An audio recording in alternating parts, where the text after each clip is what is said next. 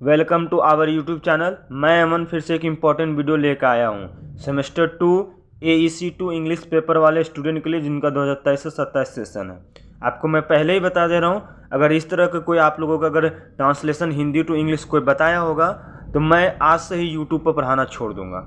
आप लोग कमेंट करके हमें बताइएगा, ठीक है। चलो देख लो, हिंदी ट्रांसलेशन से इंग्लिश कैसे करना, या तो इंग्लिश से हिंदी कैसे करना, ये क्वेश्चन आप लोगों को आएगा, या तो पैराग्राफ से आएगा या तो क्वेश्चन पूछ के आएगा।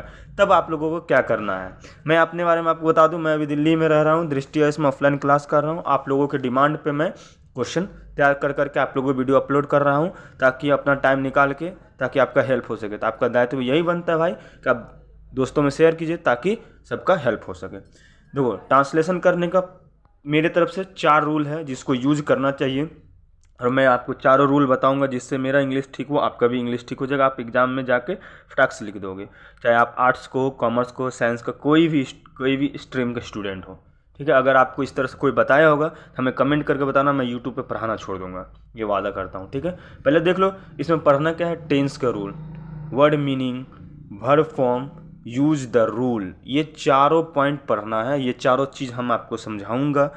इसके बाद देखना, आपसे एग्जाम में बैठने के साथ ही आप सारे ट्रांसलेट कर दोगे बिना पढ़े, ठीक है। चलो देखो, पहले देखते हैं टेंस का रूल। टेंस का रूल याद रखना, there are 3 types of tense. Tense 3 type का होता है, प्रेजेंट टेंस, पास्ट टेंस और फ्यूचर टेंस। यहाँ टेंस में ई छूटा हुआ, ठीक है, या ध्यान में रखिएगा। ये 3 तरह के टेंस होते हैं और तीनों में 4-4 प्रकार होते थे, यानी 4 या 12 रूल होता है, ठीक है। 12 रूल मैं बताऊंगा। इसी में नेगेटिव आता है, पॉजिटिव आता है, इंफिनिटिव आता है, सबका अलग अलग चीज़ होता है। आपको मैं बता दूंगा किस तरह से करना है, किस तरह से क्वेश्चन पूछेंगे तो किस समय क्या करना होता है। सबसे पहले हम लोग प्रेजेंट टेंस का जाते हैं। ये देयर आर 4 टाइप्स का प्रेजेंट टेंस होता है, मतलब देयर 4 टाइप होते हैं प्रेजेंट टेंस में। पहला देख लो, सिंपल प्रेजेंट टेंस। हूँ हाँ रहेगा तो क्या रूल लगाना है, subject plus V1 plus V5 plus object. ये एकदम सिंपल प्रेजेंट पॉजिटिव सेंटेंस हो गया। अब नेगेटिव आएगा तो क्या करना है, तो आपको यहाँ पर रखना है। नेगेटिव आएगा तो यहाँ पर कुछ नहीं, ये वर्ब फॉर्म को आगे कर दिया जाता है। केवल वर्ब फॉर्म या हेल्पिंग वर्ब को क्या कर दिया जाता, आगे कर दिया जाता। और इंट्रोगेटिव में, नेगेटिव में नॉट लगा दिया जाता है। तो ये सब कुछ चीज़ें जो होती हैं जो आपको याद रखना था। केवल एक फॉर्मूला याद रखना होता है सिंपल प्रेजेंट टेंस का, subject plus V1 plus V5 plus object. याद कर लो, काम खत्म। फिर देखो, कंटिन्यूअस, प्रेजेंट कंटिन्यूअस, पूरा टेंस में कहीं भी कंटिन्यूअस दिखेगा तो याद रखना V4 होता है, ठीक है।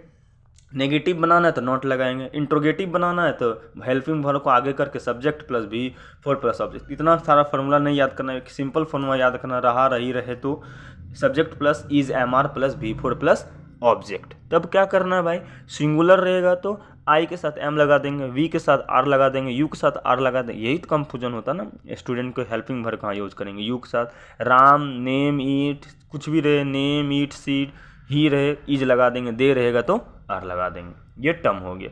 अब बात करेंगे हम लोग प्रेजेंट परफेक्ट टेंस।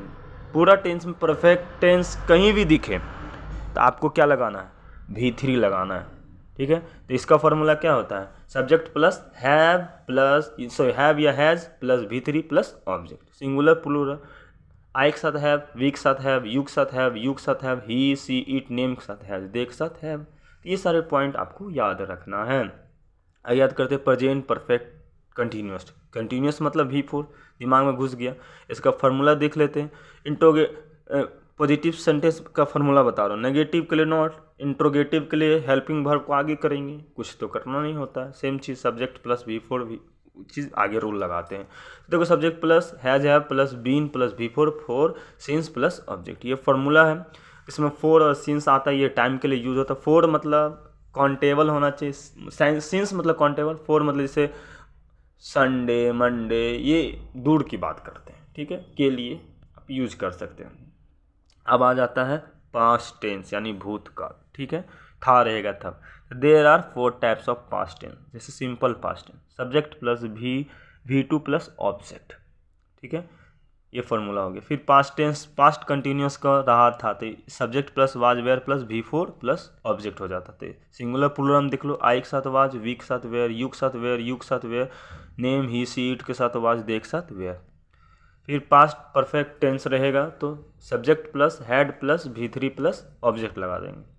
आगे देखिए पास्ट परफेक्ट कंटिन्यूस टेंस रहेगा तो subject plus had been plus V4 plus object.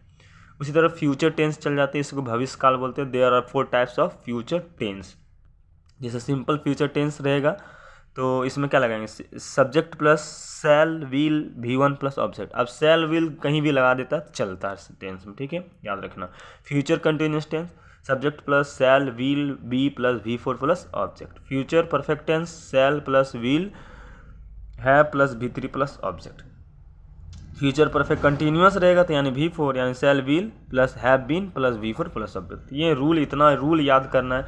Negative interrogative हो गया तो ये सब के लिए नॉन, नेगेटिव के लिए नॉट, इंट्रोगेटिव के लिए क्या हेल्पिंग वर्ब को आगे करते हैं सब, फिर वही rule subject plus V4 plus object. इस तरह से अपना हिसाब से बैठा लेना। तो ये जितने भी रूल थे पहले ये याद कर लिए। अब रूल याद करने के बाद अब हम लोग क्वेश्चन को देखते हैं, क्या कर पाते हैं, क्या करेंगे, जरूर कर लेंगे, है ना।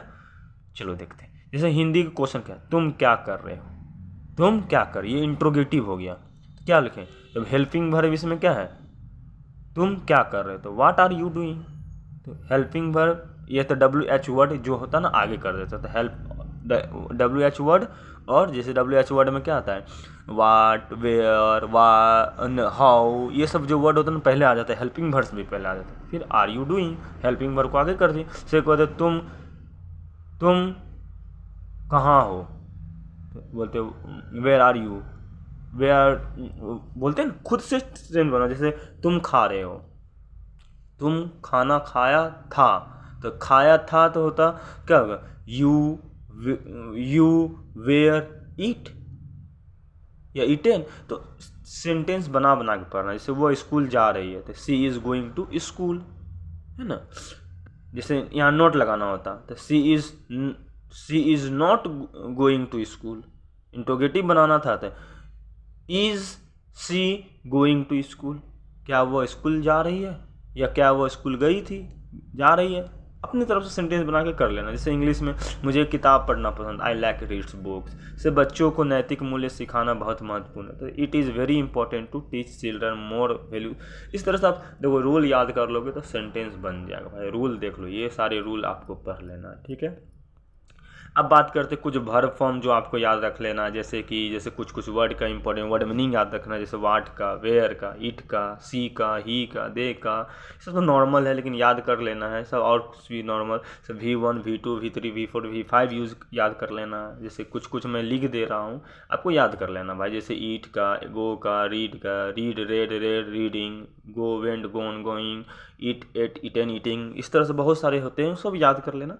तो इतना चीज़ अगर कर लोगे तो ट्रांसलेशन का आपका सारा सही हो जाएगा। ज़्यादा नहीं पढ़ना है, सब रूल पढ़ना, काम करना, ठीक है। फिर मिलते हैं नेक्स्ट वीडियो में, तब तक के लिए बाय बाय, जय हिंद, जय भारत।